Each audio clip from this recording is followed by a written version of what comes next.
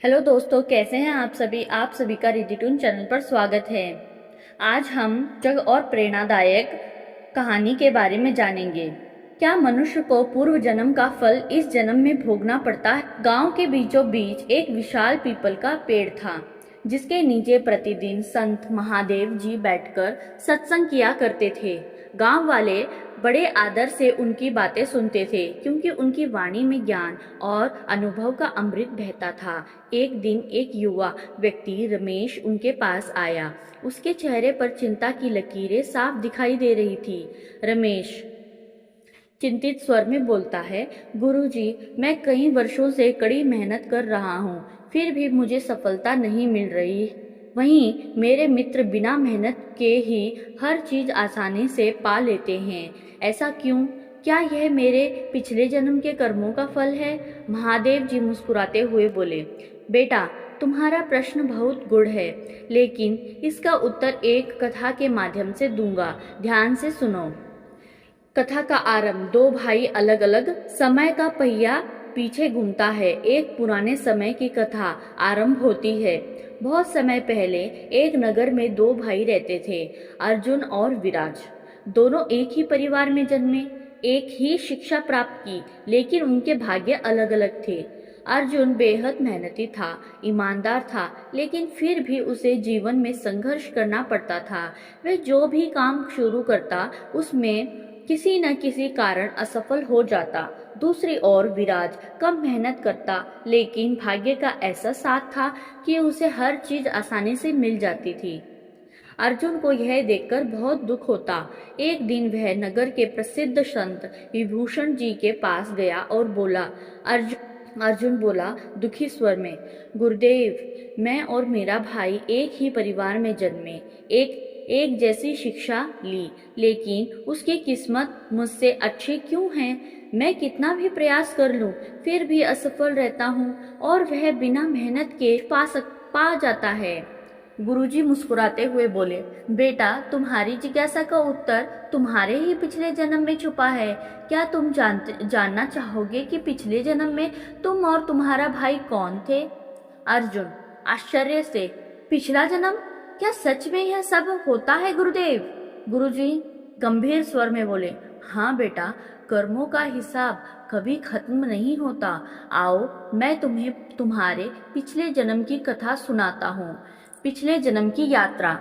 गुरुजी ध्यान में जाते हैं। अर्जुन भी ध्यानस्थ होता है और धीरे धीरे दृश्य बदलता है। वे एक पुराने नगर में पहुंचते हैं, जहां राजा धैर्यसेन का राज था। इस नगर में दो व्यापारी थे, देवदत्त और सुरेश। देवदत्त बहुत दयालु और ईमानदार था। वह हमेशा जरूरतमंदों की सहायता करता था। वहीं सुरेश धूर्त था। वह केवल अपने स्वार्थ के लिए जीता था और दूसरों को धोखा देने में माहिर था। एक दिन देवदत्त को सड़क पर एक भूखा बच्चा मिला। उसने बिना कुछ सोचे समझे अपने भोजन का हिस्सा उस बच्चे को दे दिया। वहीं सुरेश पास रहा था। सुरेश हंसते हुए, देवदत्त, तुम बेवकूफ हो। यह संसार स्वार्थियों का है। यह बच्चा तुम्हें क्या लौटाएगा? देवदत्त शांत स्वर में, मुझे किसी चीज की अपेक्षा नहीं, लेकिन मैं जो दे रहा हूँ वह मेरी आत्मा को शांति देता है। समय बीता। एक दिन देवदत्त ने एक साधु की सेवा की, जिसे कोई और नहीं पूछ रहा था। संत ने प्रसन्न होकर आशीर्वाद दिया। संत आशीर्वाद देते हुए, पुत्र, तुम्हारे कर्म तुम्हारे साथ रहेंगे। अगले जन्म में तुम्हें अच्छे कर्मों का फल मिलेगा, लेकिन परीक्षा की घड़ी भी आएगी। धैर्य रखना। वहीं सुरेश ने अपने जीवन भर दूसरों को धोखा दिया और एक दिन उसकी मृत्यु भी लालच के कारण हुई। वर्तमान जन्म में कर्मों का प्रभाव। गुरुजी ध्यान से बाहर आते हैं। अर्जुन भी चौंक कर जाग जाता है। गुरुजी मुस्कुराते हुए, अर्जुन, तुम ही देवदत्त थे और तुम्हारा भाई विराज ही सुरेश था।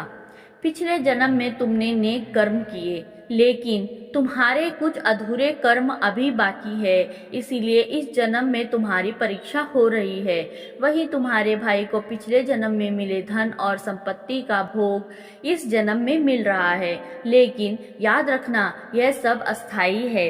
अर्जुन गंभीर स्वर में, तो क्या इसका मतलब है कि मैं कुछ नहीं कर सकता?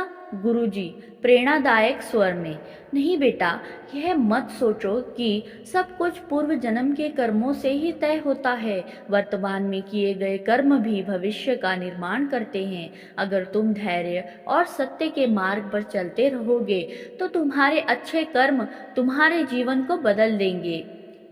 कथा का निष्कर्ष, कर्म ही जीवन का आधार है। अर्जुन को अब अपनी परेशानियों का उत्तर मिल गया था। उसने यह समझ लिया कि केवल भाग्य को कोसना व्यर्थ है। अगले कुछ वर्षों में उसने बिना रुके मेहनत की और धीरे धीरे उसकी मेहनत रंग लाने लगी। वहीं विराज को उसकी लापरवाही और आलस्य के कारण कई कठिनाइयों का सामना करना पड़ा। गुरुजी की बातें सत्य सिद्ध हुई। पिछले जन्म के कर्मों का प्रभाव होता है, लेकिन हमारे वर्तमान कर्म ही हमारा भविष्य बनाते हैं। शिक्षा, क्या हमें पूर्व जन्म के कर्मों का फल भुगतना पड़ता है? एक, पिछले जन्म के कर्मों का असर इस जन्म में होता है, लेकिन वर्तमान कर्म भी उतने ही महत्वपूर्ण होते हैं। दो, धैर्य और सत्य के मार्ग पर चलने वाले व्यक्ति को अंततः सफलता मिलती है। तीन, भले ही प्रारंभिक जीवन कठिन हो, लेकिन मेहनत और सच्चाई से हम अपने भाग्य को बदल सकते हैं। चार, जो व्यक्ति अपने वर्तमान कर्मों को सही दिशा में लगाता है, वह अपने भविष्य को उज्जवल बना सकता है। कर्म की गति अटल है, लेकिन वर्तमान कर्मों की शक्ति सबसे बड़ी है। अगर हम सही कर्म करें तो पूर्व जन्म के कर्मों का प्रभाव भी धीरे धीरे बदल सकता है। इसीलिए अच्छे कर्म करें, धैर्य रखें और जीवन में आगे बढ़ें। हरिओम।